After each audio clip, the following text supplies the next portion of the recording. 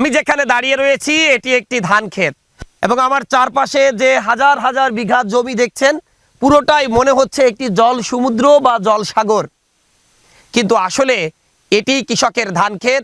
এখানেই ছিল কৃষকের বেঁচে থাকার অবলম্বন, এখানেই ছিল কৃষকের একেবারে স্বপ্ন।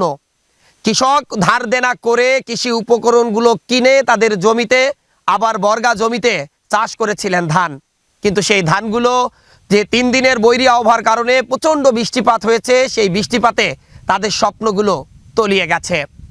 3 দিন পর সূর্য উদিত হয়েছে প্রকৃতিতে, কিন্তু কৃষকের ভাগ্য আকাশে, কৃষকের প্রকৃতি স্বপ্ন কিন্তু এখনো উদিত হয়নি। এখান থেকে শুরু করে আমার পিছনে যত দূর চোখ যায় ক্যামেরায় দেখছেন তত দূর কিন্তু শুধু ধান ধান আর ধান ছিল। সেই ধানগুলো এখন এই জলের মাঝে ডুবে আছে, অর্থাৎ আমি যেখানে দাঁড়িয়ে আছি এখানেও কিন্তু ধান গাছ আছে। আমি যেখানে দাঁড়িয়ে রয়েছি প্রায় মাজা সমান পানি। এরপর আমরা এখানকার স্থানীয় কৃষকদের সাথে কথা বলছিলাম। এর আগের বার যে ধানগুলো পানিতে তলিয়ে গিয়েছিল সেগুলো তখন ছোট থাকার কারণে আবার নতুন করে সেই চারাগুলো বড় হচ্ছিল, কিন্তু এবার একেবারেই নষ্ট হয়ে গেছে। এর আগের বার যে পানিগুলো জমেছিল তা দ্রুত পানি এই মাঠ থেকে বের হয়ে যাচ্ছিল স্থানীয় যে পানি সেচ প্রকল্পের যে খালগুলো রয়েছে সেই খালগুলো দিয়ে, কিন্তু এবার এমন অবস্থা যে সেচ খাল আর এই মাঠের পানি একাকার হয়ে গেছে, অর্থাৎ এই পানি মাঠ থেকে এখন আর দ্রুত নামছে না।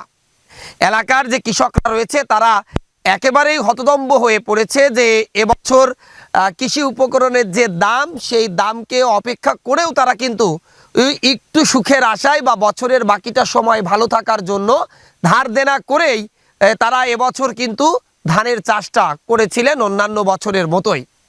তবে 2007 সালের পর এত ক্ষতি আর কৃষকরা আগে কখনো দেখিনি, অর্থাৎ বছরে একাধবার বৃষ্টি হয়, একাধবার ধান ক্ষতিগ্রস্ত হয় বা বানের পানিতে ভেসে যাওয়া মতো ভেসে যায়, এরপর আবার পুনরায় কৃষকরা বিভিন্নভাবে অর্থ সংগ্রহ করে আবার ধানের চারাগুলো রোপণ করে, সেগুলো তিলে তিলে বড় হয়।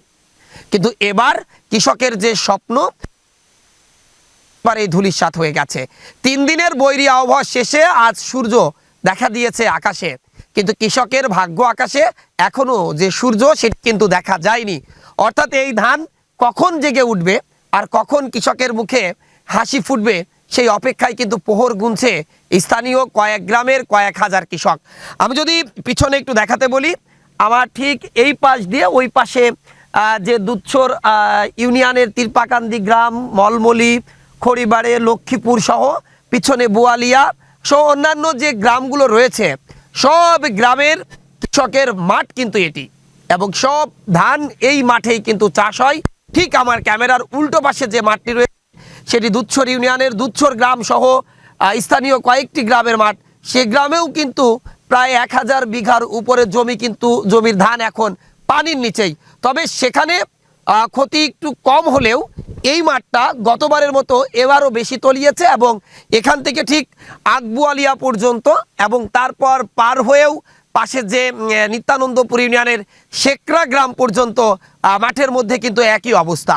স্থানীয়রা গতবার আমাদের কাছে অভিযোগ করেছিলেন যে সেচ খালটা দিয়ে বা যে এই মাঠের পানিগুলো বের হওয়ার যে খালটি রয়েছে সেই খালের যে মাথা দিয়ে পানিটা বের হয় ওই মাথায় কয়েকটি পুকুর রয়েছে, যার কারণে পানিটি সেভাবে বের হতে পারে না, এবং যেই স্থান দিয়ে পানিগুলো বের হবে সেই পথটাও এই পানির তুলনায় একেবারেই সরু বা অল্প জায়গায় এত বিশাল পানি কিন্তু বের হওয়া সম্ভব নয়। এই জন্য ধীরে ধীরে পানিগুলো বের হচ্ছে, এবং যত ধীরে পানি বের হচ্ছে কৃষকের স্বপ্নগুলো কিন্তু এই পানির নিচে চাপা পড়ে ততই কিন্তু মারা যাচ্ছে। এই যে হাজার হাজার বিঘা জমির যে ধান এখন এই পানির মধ্যে আছে, সেই কৃষকদের সাথে আমি কথা বলেছিলাম, আগেও বলেছি এখনও বলেছিলাম। আসার সময় কয়েকজন কৃষক বলছিলেন যে আপনারা শুধু সংবাদ প্রকাশই করে যাবেন, কৃষকদের কিন্তু কোনো উপকার হয় না। আসলে আমরা আমাদের জায়গা থেকে সমস্যাগুলো তুলে ধরার চেষ্টা করি, যথাযথ কর্তৃপক্ষ যদি ব্যবস্থা না নেন তাহলে কিন্তু এই কৃষকদের ঘুরে দাঁড়ানো মোটেই সম্ভব নয়। এবং আমি এই যে মলমলি গ্রামের যে মাঠে দাঁড়িয়ে আছি, এই মাঠটি কিন্তু অনেক বড়, দেখছেন যে মাঝে মাঝে কয়েকটা গাছ উকি দিচ্ছে আর কিছু কিছু ধানের শীষ আচ্ছা, এবং ঠিক যেভাবে ধানের শীষগুলো পানির উপরে দাঁড়াচ্ছে, কৃষকের স্বপ্নগুলোও কিন্তু বা কৃষকের ভাগ্য আকাশেও সূর্যটা সেভাবেই উকি দিচ্ছে। গতকাল সকাল থেকেই বৃষ্টির পরিমাণ কমে গেছে, অর্থাৎ 24 ঘন্টা পার হয়ে গেছে, সময় কিন্তু প্রায় 36 ঘন্টা বা তার কাছাকাছি যে বৃষ্টি সেভাবে হচ্ছে না। কিন্তু এখনো পানির যে অবস্থা, তাতে উঁচু এলাকার পানিগুলো নিচে আসছে, আরো জলাবদ্ধতা কিন্তু বাড়ছে।